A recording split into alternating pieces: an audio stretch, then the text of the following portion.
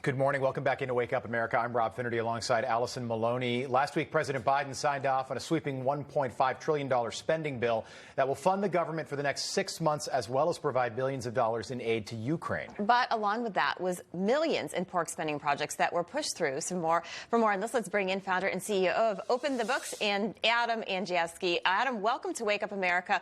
Okay, so your watchdog group, you kept a close eye in this 2,700-page bill. I don't know if you read it all, but that's a lot. But he read it all. He read every single It's nighttime reading. Page. Yep. Adam, it passed in the House within 24 hours of being released. So most likely they probably didn't read all of it. What's in it? Well, first off, who's read 10 books within 24 hours, right? So, I mean, do we have a representative republic if our representatives don't even have the time to read what they're voting on? Right. This is crazy. So we did identify 367 pages of the currency of corruption in Congress. This is called earmarks. These are member pet projects that are doled out oftentimes by the House Speaker because the appropriations bills start in the House. It codifies Nancy Pelosi's power, and it brought along Republicans and Democrats on bipartisan support for these projects. 4,400 of these projects. Wow. And here's just 4 of them. You know, $1 million for a farm-to-refrigerator training center in Pennsylvania. You know, you've got $3 million for a fisherman's co-op in Guam. You got $2 million for a climate center over at George Mason University. You got $2.5 million for a museum in Vermont. You know, these are projects that people can debate whether or not they're waste.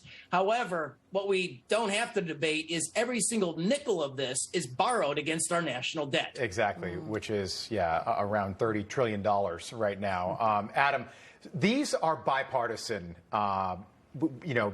spending these projects. This always happens before elections. They are bipartisan, but typically it's like, hey, Congressman A wants to get reelected, so we're going to rename one of the post offices in his district after a fallen soldier or something like that. Typically they're pretty minor. That's changed over the last 15, 20 years to the point where now we're seeing multi-million-dollar projects that would normally not be a part of a bill like this, that are just being shoved in and passed. Have you noticed that shift as well? Yes.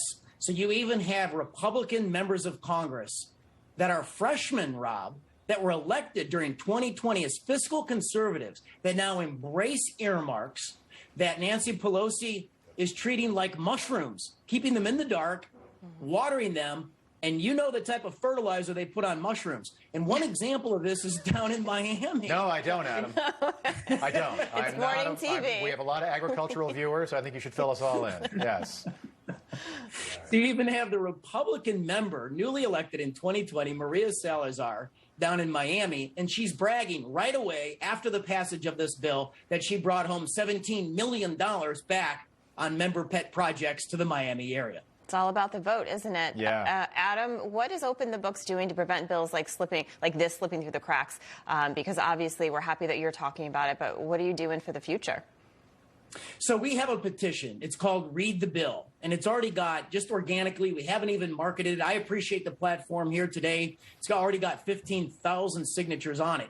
So you can go to openthebooks.com, click the petition tab, and it would require Congress to have a 72-hour timeout. Very reasonable. This probably has 99% support among the American people. So people, the pundits, the politicians, the press, we would all have at least 3 days to read the bill and find out exactly what's in it.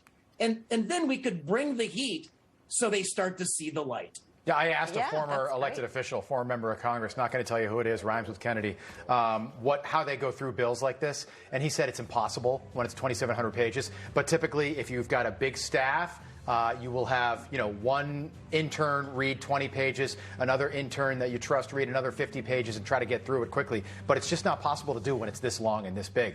And you got to vote yes because you want to win re-election too. But that's where we are. Well, that's right. Yeah. And there are some good things in here. One thing the Republicans were able to keep in law is the Hyde Amendment. So you can't use federal dollars for abortions. That's the one ray of sunshine in this 2,700-page bill. We've talked about that too. Adam Andrzejewski, great to see you again. You can hear the music they're playing us off. But come back and see us soon. We appreciate it. Thank you. Thank you. All right, we got a lot more to come here on Wake Up America. Stay with us. We'll be right back.